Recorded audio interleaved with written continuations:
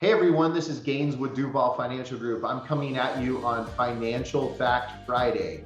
Actually, you may be getting this on a Thursday, and that's because I'm so excited to share this video with you. You can certainly go back and watch it again tomorrow for the actual Friday that it was designed for.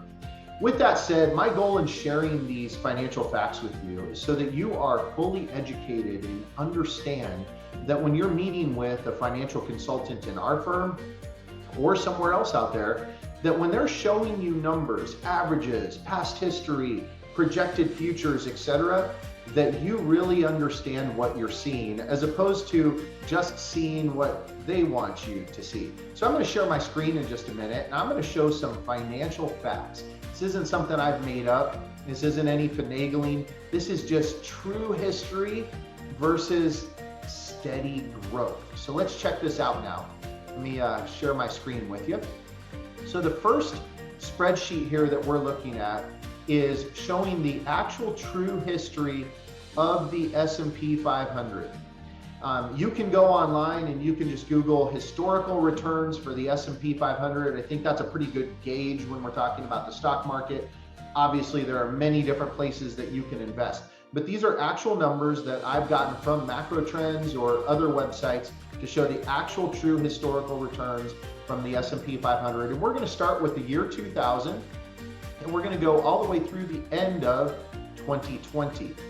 And so what you'll see here in 2000, so you understand the spreadsheet, the S&P 500 went down 10.14%. The next year it went down, and then it went down, and it really kept trucking down. And then it started going back up. So we see an increase. That's what the green arrows up are for. So in 2003, it went up 26%. So if somebody had $100,000 in the S&P 500 from 2000, or invested in an index in the S&P 500, or their money just did exactly what the S&P 500 did, and we're not talking about any fees or anything like that, just exactly what the S&P 500 did, $100,000 over this period of time from 2000 to 2020 would have turned into $255,000, and they would have got an average return of 6.11%. So first of all, I want you to digest that for a second. The S&P 500 from 2000 through the end of 2020 averaged 6.11%. So be very cautious when you're meeting with people that are showing you 10, 12, 15%. The market has done great the last 10, 11, 12 years. But what about the years before that? And what do we have going forward? We don't know, but that's what the S&P 500 has actually done. Now that's with a roller coaster of downs and ups and downs and ups. So now let's look at the slow, steady tortoise, as we like to call it.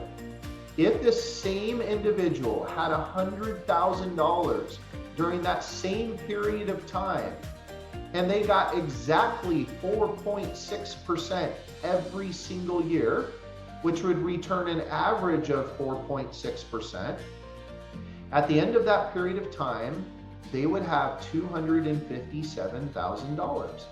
So basically the same amount, technically a little bit more, by never having a down year. Now they also never had a 26% year. They never had a 40% year, but they never had any down years at all. They just got the steady Eddy 4.6% every single year. They could go to sleep at night and know that they didn't lose any money. And even with a 1.5% less average return, so 4.6% instead of 6.11%, they actually had a little bit more money than if they had had it in the S&P 500.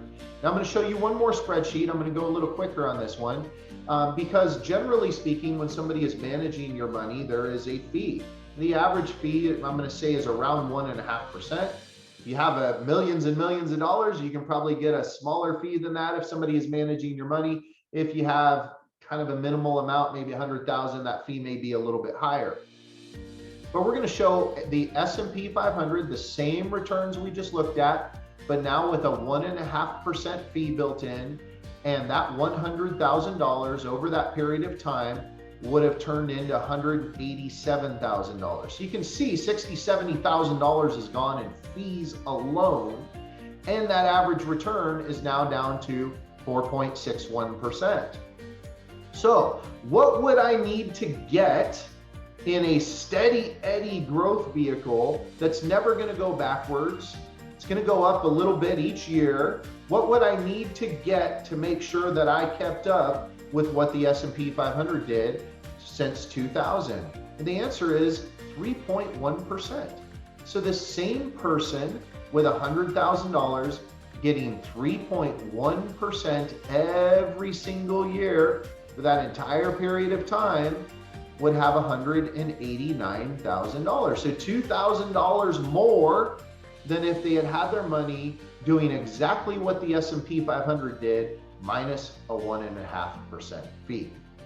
So again, why do I share this information with you? When you meet with financial consultants out there in the world, they're going to show you average returns from the past. They're going to use those numbers to predict the future. They're going to tell you that the ups and downs of the market are worth it. And they might be for some of your money.